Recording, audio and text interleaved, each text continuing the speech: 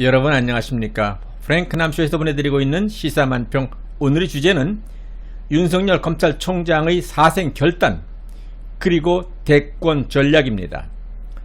윤석열 검찰총장으로서는 지금의 살얼음판과 같은 위기의 순간을 잘 극복할 수 있는 지혜를 발휘한다면 그건 역시 그의 능력이며 국가와 국민을 위해서 자신의 책무를 다하는 길이 될 것입니다. 윤석열 검찰총장으로서는 현재 일생일대의 위기의 순간을 맞이했지만 이 또한 난세에 윤 총장에게 특별한 사명과 축복을 주기 위함일 수도 있는 것입니다. 이러한 위기의 순간을 슬기롭게 잘 역전시킬 수 있을 때 과거의 잘못된 행적을 용서받을 수 있을 것이고 진정한 애국자로서 거듭날 수 있는 전환점이 될 수도 있을 것입니다. 따라서 다음의 5가지 사항을 잘 수행한다면 윤석열 검찰총장은 국가와 국민, 대한민국의 법질서 그리고 자신과 검찰 가족 모두를 살리는 길이 열릴 것이고 그렇지 않으면 역사의 죄인이 될 것입니다. 첫째, 어떠한 부당한 압력이나 사태 압박에도 참고 견디면서 묵묵히 이 일을 추진해 나가야 될 것입니다.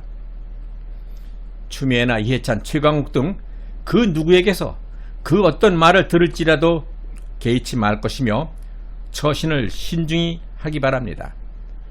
대통령이 임명한 검찰총장은 만 2년의 임기가 보장되어 있는 만큼 문재인 대통령이 직접 사퇴하라는 명령이 있기 전까지는 거취를 쉽게 결정하지 말아야 할 것입니다.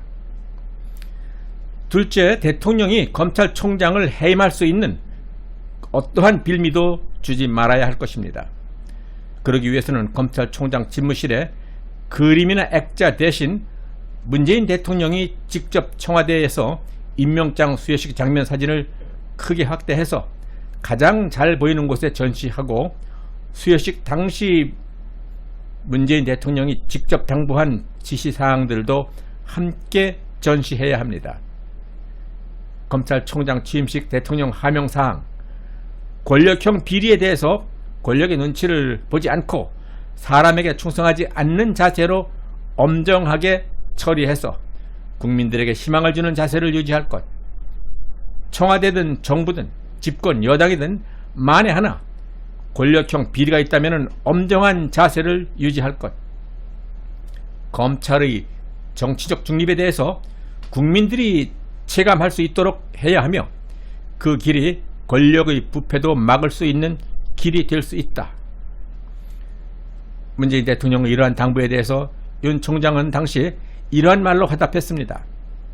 신임 검찰총장 수임 성명, 모든 검찰 권력은 국민으로부터 나온 권력인 만큼 국민을 잘 받들고 국민의 입장에서 어떠한 방법으로 권력을 행사해야 되는지 헌법 정신에 비춰서 깊이 고민하면서 행사할 것입니다.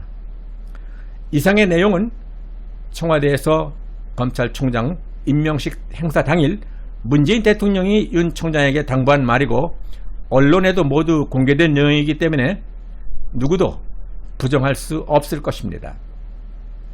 이 같은 내용의 글을 액자로 만들어서 집무실과 회의실에 전시해서 검찰 출입 기자들은 물론 판검사 등 모든 사람들이 볼 수 있도록 해서 검찰총장이 수행하고 있는 모든 검찰 업무는 대통령의 뜻에 따라 맡은 책무와 소임을 다한다라는 자신감으로 무장해야 할 것입니다.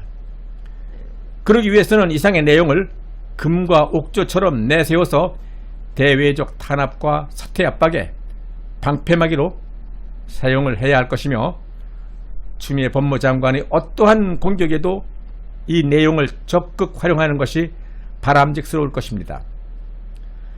셋째, 검찰총장직 이후 자신의 위치가 어떠할 것인가에 대해서 깊이 생각해 보시기 바랍니다. 이제 남은 임기는 길어야 1년입니다. 향후 1년 동안 기간이 매우 중요한 이유는 대한민국의 명운이 검찰총장의 결정에 달려있기 때문입니다. 문재인과 현 집권 여당은 우리나라의 역사 이래로 가장 불법적이며 최악의 권력 집단으로 기록될 것입니다. 국방, 경제, 외교, 안보 민생 교육, 사회적 갈등 등 모든 분야에서 실패한 정도를 넘어 거의 회생불능의 상태까지 만든 장본인들입니다.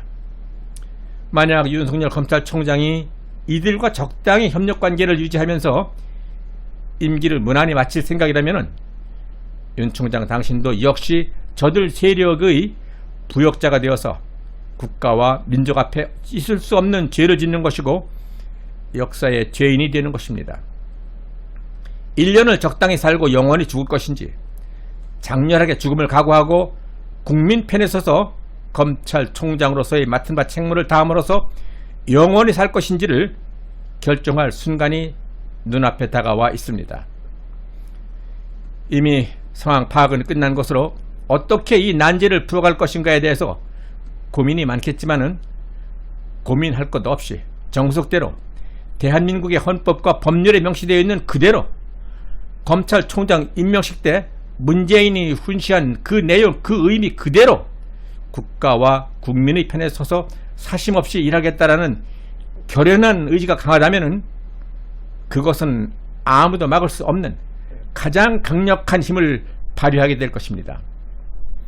이번 4.15 총선 부정선거 관련 여러 의혹들은 너무나 크고 많을 뿐더러 부정행위 자체가 치밀하지도 못하고 많은 허점을 내포하고 있는 정황으로 봐서 중국인들이 부정선거에 개입되었을 가능성이 많다고 보아야 할 것입니다. D-Day를 정해서 동시다발적으로 한꺼번에 모든 부정선거로 확인된 내용들과 관련자 모두를 터뜨려야 합니다. 그래야 저들이 정신을 못 차리고 우왕좌왕 난장판이 될 것입니다. 저들이 윤 총장의 부인과 장모를 다시 들먹일 것이나 전혀 두려워할 것이 없습니다.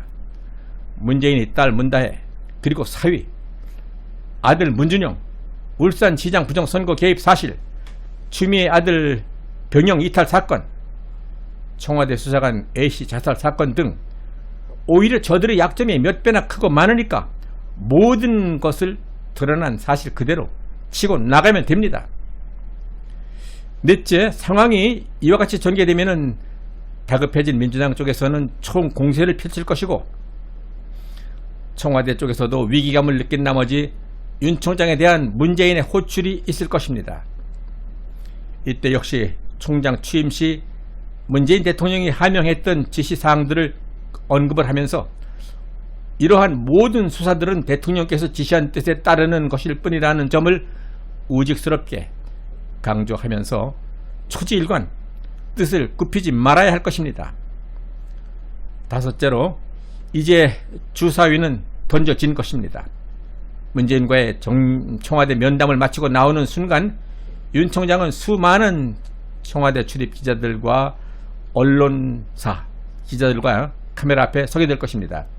이때 역시 취임식 당시 문재인 대통령이 말했던 내용 그대로 대통령의 뜻을 받들어서 검찰의 모든 수사력을 동원해서 부정선거 의혹을 철저하게 파헤치겠다라는 의사를 대통령께 전해드렸다고 말해야 할 것입니다. 물론 그 다음 날부터 윤석열 파면을 외치는 수많은 어용단체들이 집회를 이어갈 것이고 그 기세는 조국 수호를 외칠 때와는 비교도 안 될 정도로 전국 규모의 대집회가 마치 광우병 소동 때와 마찬가지로 일어날 것입니다. 이때쯤 되면은 각종 여론조사에서 윤석열은 차기 대권 후보 대열에서 민주당의 이낙연을 오차범위 내로 바짝 추격하면서 언론의 스포트라이트를 받게 될 것입니다. 보수 우파에서도 부정선거 규탄과 윤석열을 수호하자라는 시위가 더욱 요란해지면서 전국은 온통 좌우에 과열된 시위 전국으로 시끄러워질 것이고 이때쯤 청와대에서는 청와대 비서실장과 추미애 법무, 민주당 당대표 등이 머리를 맞대고 회의를 진행한 뒤에 문재인 대통령에게 권고 형식으로 전국을 갈등과 혼란, 분열을 유발시킨 윤석열 검찰총장에 대한 해임 건의가 결정되고 그로부터 두세 시간 뒤에 윤석열 검찰총장에 대한 문재인 대통령의 담화가 발표될 것입니다. 마이크 앞에 나온 문재인은 안타까운 심정 어쩌고 하면서 비서진이 써준 A4 용지를 그대로 읽어 내려갈 것이고, 윤석열 검찰총장 파면이란 기사가 실시간 검색 1위를 장식을 하면서 신문, 방송 등 각종 언론기관의 머릿기사로 떠오를 것입니다. 다음날 검찰청사를 나오는 윤 총장 앞에는 수많은 지지자들이 윤석열을 외치면서 응원할 것입니다. 기자들에 둘러싸인 윤 총장은 어느 기자의 대권 관련 질문에 나는 오직 대한민국의 검찰총장으로서, 국민의 검찰총장으로서 국민이 내게 부여한 국민의 권리를 행사했을 뿐 대권에는 전혀 뜻이 없다고 말해야 할 것입니다.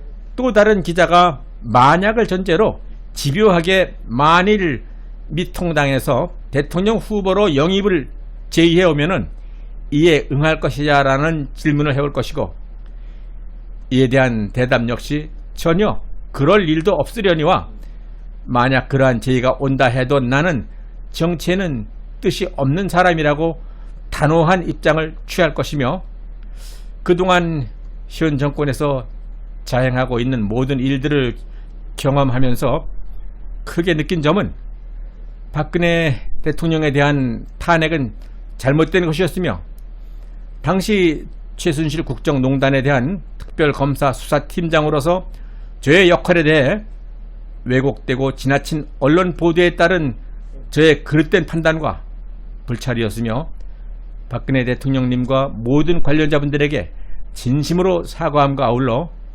앞으로 박 전 대통령님의 사면 석방을 위해서 최선의 노력을 다할 것이라는 말을 남기고 기자회견장을 떠난다면은 다음 날부터는 여론조사기관에서 차기 대권주자 인기 순위에서 이낙연을 15%에서 18%가량 크게 앞서면서 부동의 1위 자리를 이어가게 될 것입니다.